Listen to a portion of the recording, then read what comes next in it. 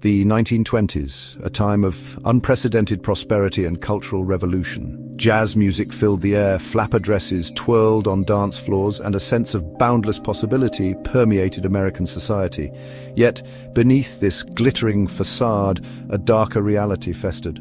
The Roaring Twenties harbored a sinister underbelly of organized crime. Prohibition, enacted in 1920, played a pivotal role in fueling the flames of organized crime. The ban on alcohol gave rise to a thriving black market. Bootleggers, gangsters willing to supply the insatiable thirst for liquor, amassed immense wealth and power. The illegal alcohol trade became a lucrative enterprise, and criminal organizations fought ruthlessly for control. The contrast between the outward exuberance of the Roaring Twenties and its sinister underbelly of crime created a sense of unease and uncertainty. This stark duality would come to define the decade, leaving an indelible mark on American society and its criminal justice system. The 1920s was a decade marked by audacious crimes that captured the public imagination. Bank robberies, once rare occurrences, became increasingly common. Gangsters, armed with automatic weapons, terrorized bank employees and made off with staggering sums of money. One such infamous incident was the 1921 Wall Street bombing. On September 16th, a horse-drawn wagon parked outside the J.P. Morgan Bank exploded with devastating force. The blast killed 38 people and injured hundreds more. Bootlegging operations, however, constituted the lifeblood of organized crime during the Prohibition era. Gangsters like Al Capone in Chicago and George Remus in Cincinnati built vast criminal empires by controlling the supply and distribution of liquor. The public, both fascinated and appalled, followed their exploits in newspapers and newsreels. The 1920s produced a rogues gallery of notorious criminals, their names etched in the annals of American history. Al Capone, also known as Scarface, remains perhaps the most enduring symbol of gangsterism during this era. As the head of the Chicago outfit, Capone presided over a vast criminal empire that encompassed bootlegging, gambling, and prostitution. His ruthlessness was legendary, exemplified by the infamous St. Valentine's Day massacre of 1929, where 7 members of a rival gang were brutally murdered. Another prominent figure was Charles Lucky Luciano. A cunning strategist, Luciano understood the potential of organized crime in a rapidly changing world. John Dillinger, a daring bank robber, captured the public imagination with his daring heists and multiple escapes from prison. His reign of terror, though short-lived, solidified his place in the pantheon of notorious 1920s outlaws. The rampant crime wave of the 1920s had a profound impact on American society. The public, bombarded with sensationalized accounts of violence and corruption, grappled with a growing sense of fear and uncertainty. The rule of law seemed to be crumbling, replaced by a climate of lawlessness and impunity.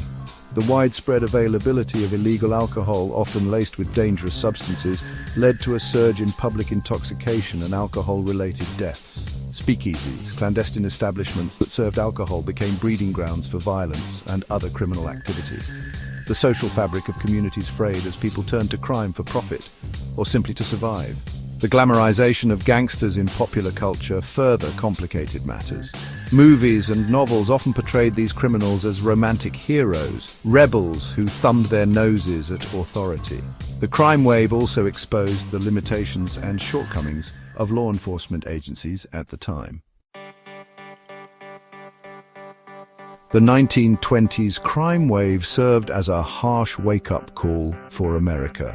The nation's law enforcement agencies, ill-equipped and often outmatched by well-organized criminal organizations, found themselves in dire need of reform and modernization. The public, demanding action against the escalating violence and lawlessness, called for a crackdown on organized crime. The federal government responded by enacting stricter laws and allocating more resources to combat criminal activity. The Bureau of Investigation, later renamed the Federal Bureau of Investigation, FBI, in 1935, was given expanded powers and tasked with leading the charge against interstate crime. New technologies such as fingerprinting and forensic analysis were adopted by law enforcement agencies across the country.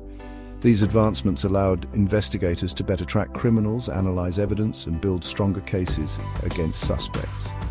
The use of automobiles and radios by police departments improved communication and response times, allowing them to be more effective in combating crime.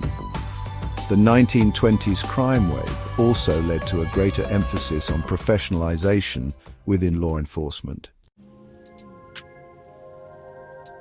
The 1920s crime wave, while a dark chapter in American history, left an enduring legacy on the nation's cultural landscape. The era's fascination with gangsters and their exploits continues to resonate today, inspiring countless books, films, and television shows. The romanticized image of the gangster, often portrayed as a charming rogue fighting against a corrupt system, remains a potent cultural archetype. This enduring fascination speaks to a certain allure associated with rebellion, a vicarious thrill derived from witnessing individuals operating outside the boundaries of conventional society. However, it is crucial to remember that the glamorization of gangsters often obscures the brutal reality of their crimes. The violence and suffering they inflicted upon countless individuals and communities should not be forgotten or romanticized.